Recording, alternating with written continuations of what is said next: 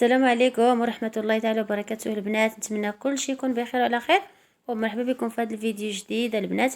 هذا الفيديو غادي نشارك معكم قريشلات بالبطاطا مسلوقه اللي كيجيو زوينين ورائعين والمقادير بسيطه جدا.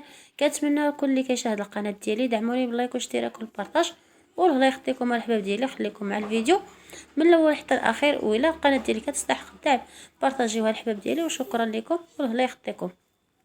بسم الله على بركه الله الحباب. بالنسبه للمقادير، هنا عندي واحد الحبه ديال البطاطا اللي ديجا سلقتها وصفيتها من الماء، وعندي كاس ديال الحليب. انا هنا ماشي الحليب البنات، هذا نيدو، درت كاس ديال مسخون، درت فيه معلقه كبيره ديال النيدو. وعندي كاس ديال السنيده كما تشوفوا ما عامرش، ونص كاس ديال الزيت الروميه، وكاس ديال الدقيق. دابا البنات من بعد ما طحنت المكونات في الخلاط الكهربائي، راه ما شاركتش معكم هذه اللقطه، طحنت المكونات كاملين. دابا غادي نخوي هاد المكونات في هاد المول، وغادي نضيف عليهم واحد المعلقه كبيره ديال خميره ديال العجينه. كما تشوفوا راه المقادير البنات ساهلين جدا. وغادي نزيد عليهم هاد الكاس ديال الدقيق ديال العنبه صافي، وغادي نخلط المقادير مزيان مزيان.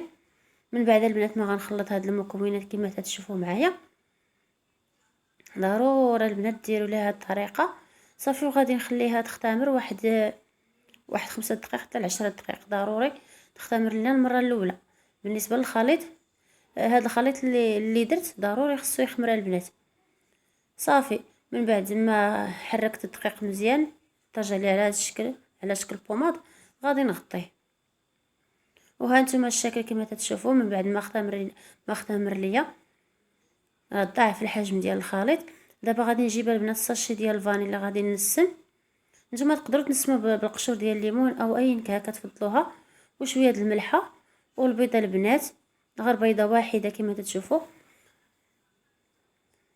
المهم حتى البيضه ديال البنات عكست، ما بغات تهرس ليا. المهم غادي نخلط هاد المكونات كاملين في العجينه صافي. غنستعملوا غير لا سباتيل، ماشي ضروري نستعملوا يدينا. انا في الاول غنحركوا غير بلا سباتيل حتى يندمجوا لينا المكونات مزيان. صدقونا البنات، هاد البريوش ديال البطاطا مسلوقه كيجيو رائعين صراحه، وكيجيو هشاش وخفاف في نفس الوقت. وراكم عارفين مره نتفكروا الحويجات القدام. المهم هنا راني بديت نضيف في الدقيق. بالنسبه للدقيق عندي هنايا 4 الكيسان ديال الدقيق، ولكن على حسب النوعيه ديال حجم البيض وسميتو والمكونات واش غيشربوا ليا الدقيق. هنا ما غاديش نضيف داك الدقيق كامل، ضروري العجين ديال سميتو ديال البريوش او ديال القراشل يكون كيلصق باليد. قد ما كيلتصق باليد قد ما كيجيونا خفاف ورطب في الداخل صافي. هنا باقي كنخلط بلا سباتول. دابا غادي نستعمل يديا باش نعرف القوام واش غادي يحتاج للدقيق ولا لا. المهم هنايا البنات ما غاديش نسرع الفيديو، غنخليه كما هو باش تشوفوا الطريقه وهذا وشحال ديال الدقيق غادي ندخل في فسميتو في العجين. وضروري العجينه تكون كتلصق باليدين، ضروري يا البنات.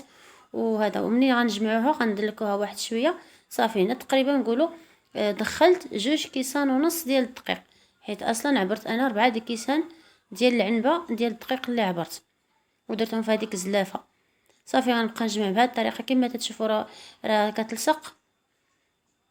غادي نحاول نجمعها وغادي نغطيها يا البنات تختمر لينا للمره الثانيه. والمهم الحباب ديالي نتلاقاو من بعد ما تخمر العجينه.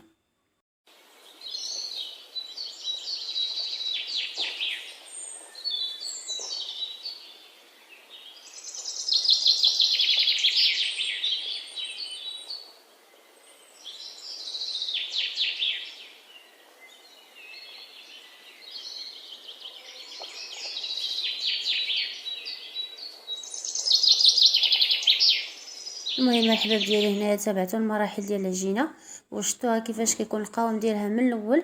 هانتوما كتشوفوا من بعد ما اختمرات كتكون كتلتصق البنات باليدين. غادي نحاول نزول العجينه من المول وغنخرج من هذاك الهواء.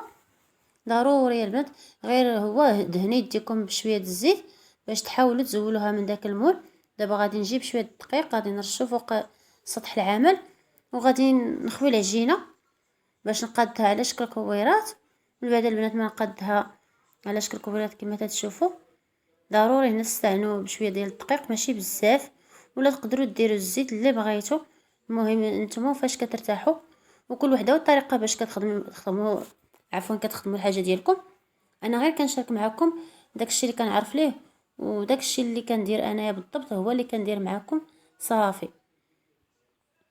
المهم هنا من بعد ما قديت دوك الكبيرات ديال العجينه، بسطتهم هكايا في الطابه باش يجيوني ساهلين، ماشي غادي نبسطهم فوق الميده ونهزهم عاوتاني الطابه. بسطتهم في الطابه ودرت لهم الشكل. تقدروا نتوما تعمروهم بكريم باتيسير، ولا تخليهم غير هكاك، على حسب الاختيار ديالكم وعلى حسب نتوما شنو تحبوا. انا عمرتهم بالشكلاط، راكم عارفين يعني الدراري كيعجبهم هادشي اللي فيه الشكلاط صافي. وليت راه ناقصين في نسبه ديال السكر، ما فيهمش السكر بزاف لانهم راه خرجوا لي تبارك الله جوج طاوات.